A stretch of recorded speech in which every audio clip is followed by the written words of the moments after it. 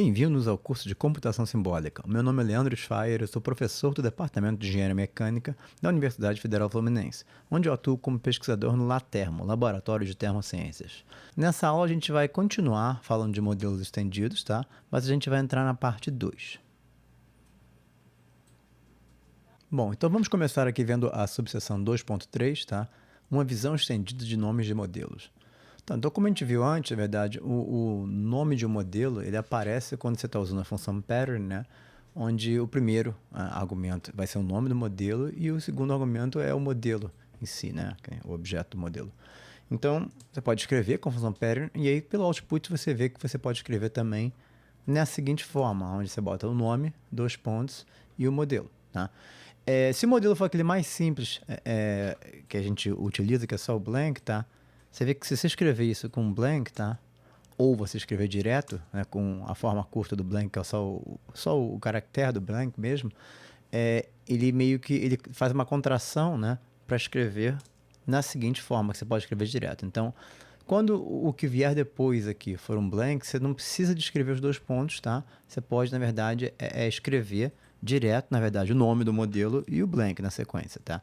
Óbvio que se você botar um full form, né, você vai ver que isso aqui, né, na forma completa, é um pattern nome, tá? Da mesma forma que a gente escreveu aqui em cima, ou se a gente quisesse escrever com função pattern explícita, tá?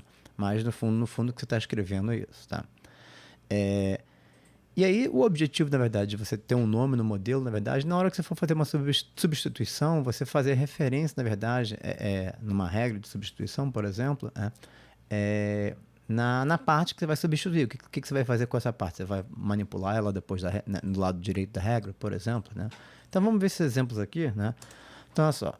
Nesse exemplo aqui, eu não estou trabalhando com blank, é o nome, tá? Então, o modelo pode simplesmente ser A mais B mais C.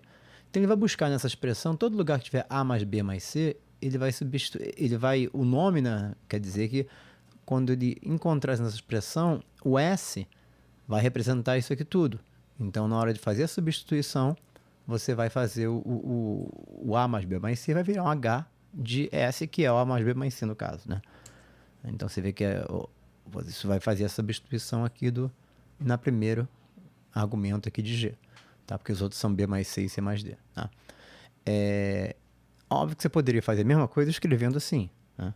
A mais B mais C, A mais B mais C. Mas você vê que quando começa a ficar grande essa expressão aqui, você usar um nome para o modelo facilita bastante, porque você não tem que, né, ficar digitando tudo no lado direito da regra. Tá? Fora que se tiver uma coisa muito grande, você tiver que digitar de novo, tem uma chance de você errar, por exemplo. Tá? Vamos ver aqui outros exemplos aqui, tá? O que a gente faz aqui, a gente está usando SA, né? E para ver onde é que vai substituir. Então, na verdade, eu tenho um modelo que os dois têm o nome S, tá? E os dois são A. Tá? Então, ele vai substituir só onde eu tenho A e A, naturalmente, tá? E não substituir aqui nos outros, porque tem que ser A e A. Agora, uma variação disso aqui é quando a gente tem, na verdade, o S com blank, daqui eu poderia escrever assim, ou direto na forma aqui de baixo, né? Naturalmente é o mesmo resultado. E se a gente observar, o que o S, né, com blank faz aqui?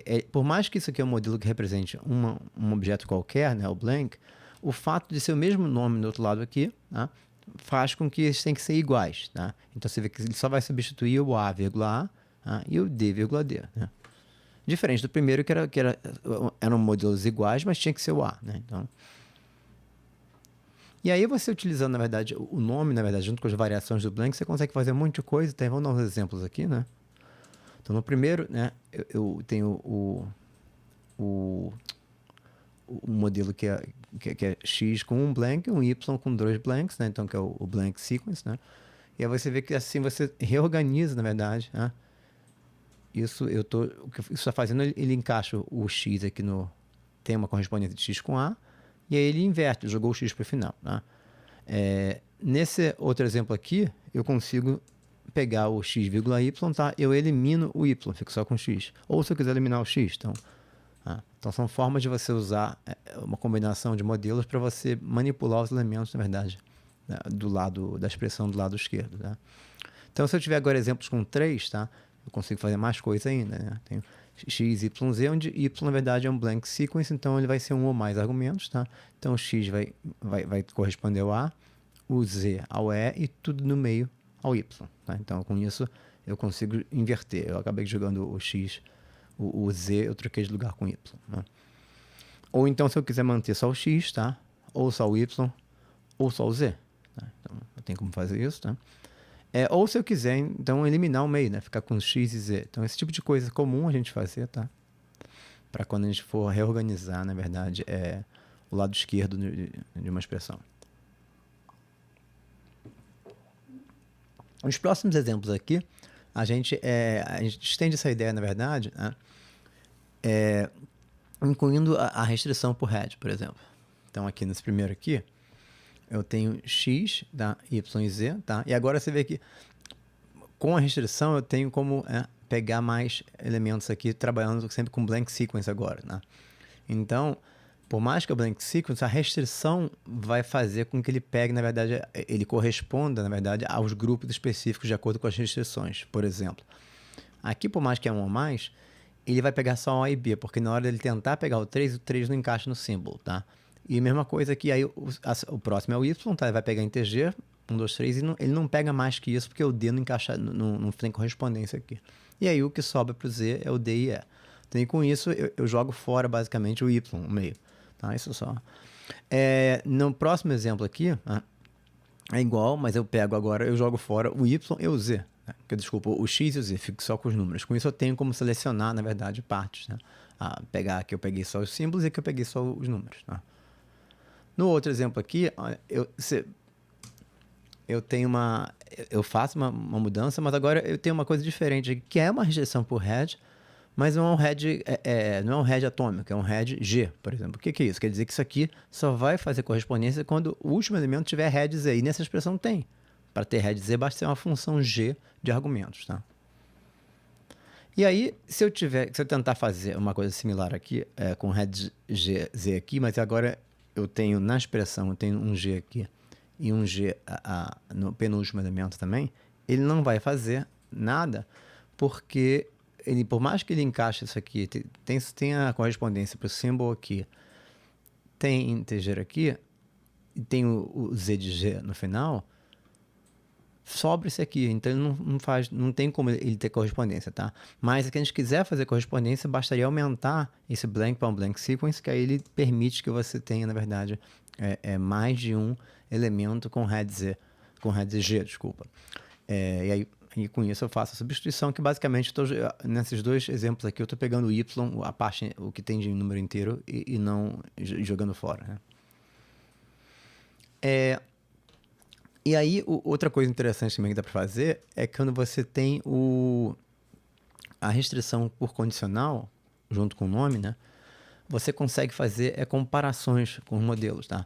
Então, e não tem que ser só uma restrição, é legal ver isso, que a restrição por condicional não tem que ser dentro de cada modelo da função, pode ser no modelo todo, tá? Então, aqui, ou escrevendo assim, então daqui é só uma restrição, tá? Que é um f de x e y, tá? A restrição é que o x tem que ser maior que y. Então, esse modelo só vai achar correspondência com a expressão do lado esquerdo se o x, que é a primeira variável, for maior que o y, que é a segunda. Então, você vê que aqui ele não faz nada. Já quando eu inverto, na verdade, para o x menor que y, ele faz. Tá? Então, o primeiro é... Óbvio que se eu escrever 3,2, ele vai fazer. Tá? E aí, com isso, eu posso fazer, em vez de, eu botei a substituição por OK, só para a gente testar se ele substituía. Aí agora eu faço, de fato, uma conta, né, com X e com Y. Tá? Você vê que aqui, nesse tipo de condição, por mais que aqui eu não tenha o X e Y do lado direito, eu preciso do nome para poder fazer a comparação. Então, o nome é usado não só para fazer a passagem, né, igual nesse último exemplo, do lado esquerdo da regra para o lado direito, mas ele é usado na comparação da condicional. Né? Bom, então dando continuidade, a gente vai passar para a subseção 2.4, alternativas e modelos periódicos. Então, alternativas, na verdade, é um recurso que a gente vai utilizar que é bastante similar ao OR lógico, né, ao E lógico. E a gente escreve com a função alternatives, e o que ela faz? Ela simplesmente indica que você, na hora de fazer uma correspondência com um modelo, que você pode ser um modelo ou outro, que nesse exemplo aqui, ou quando você quiser, né? Tá? E aí você vê que já aparece uma forma curta, que é eu escrever os modelos diferentes que fazem parte das alternativas com essa barra vertical separada, dá no mesmo. Então, vamos para os exemplos aqui, então. Então, aqui, ó, nesse primeiro exemplo, eu tenho um modelo que é a variável simbólica A ou a variável simbólica B. Tá? Então, ele vai substituir, onde ele encontrar A ou B, que ele vai substituir por OK. Então, ele substitui no G de A, tá? E no próprio B. Tá? Agora, a gente vê outro exemplo aqui que já tem um modelo que já usa blank, tá? E tá aí com restrição. Então, esse exemplo aqui, você está falando que o modelo tem que ser ou um inteiro, um integer, ou um complexo, né, do tipo complex, ou um real, né, então um número do tipo real. Então você vê que ele substitui o 1, o 4, o U não substitui, o ponto 5 cai no real, substitui, o J não, 3i complex substitui, seno de P não faz nada, e a raiz de 7 ele substitui só o 7, porque isso aqui na verdade é um power, na verdade, né? Então você substitui o 7 porque ele é inteiro, tá? Agora se eu mudar o real para rational, né? O que acontece, a primeira coisa, ele não vai substituir o real, então fica aqui no lugar do real, que é o 0.5, ele mantém. Tá? E aí, ele substitui o 7, porque continua inteiro, mas agora ele substituiu a potência que gera a raiz, porque a raiz, na verdade, é escrito como um power, né, da sua variável, elevado a um meio, e um meio é um rational, aí por isso que ele substituiu o OK. E no último aqui, eu dou a opção de ser ou seno ou power, quer dizer, tem que ser alguma coisa que tenha head, seno e power, que vai ser justamente o próprio seno e a raiz, tá? Porque a raiz é um power, na verdade, de 7,1. Tá? E agora a gente vai ver isso aqui, né, utilizando nomes dos modelos, tá? Então, o primeiro exemplo aqui, tá, é o seno ou power, e aí, ao utilizar o nome, eu consigo, na verdade, usar o nome para passar o que ele achou correspondência para o lado direito da regra e transformar na forma que eu quero. E a transformação que eu fiz é uma coisa simples, que é simplesmente em colocar um G em cima do X. Tá? O X vai virar G de X. Então, no lugar que ele tinha um seno de P, isso virou um seno, um G do seno de P, e na raiz virou um G da raiz de 7. Isso aqui eu poderia escrever assim, ou posso escrever assim também, sendo que a primeira forma é preferível, e a gente vai ver por quê. Tá? Assim dá no mesmo, tá? A primeira forma acaba sendo um pouco mais curta, tá? Ainda mais se eu tiver mais alternativas, tá?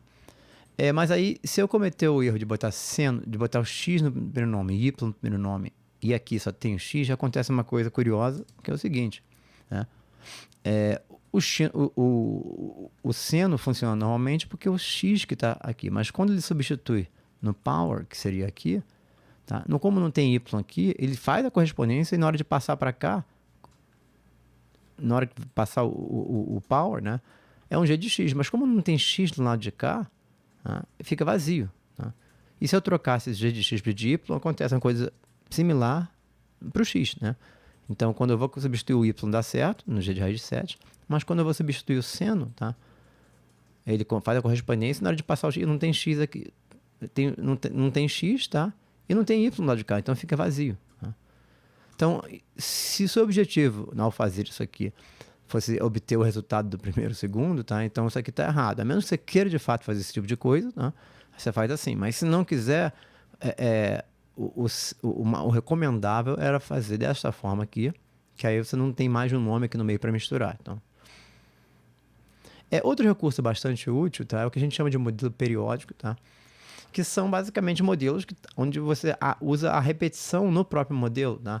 É uma repetição, na verdade, que tem uma certa similaridade com as repetições que a gente trabalha com blank sequence, blank new sequence, tá?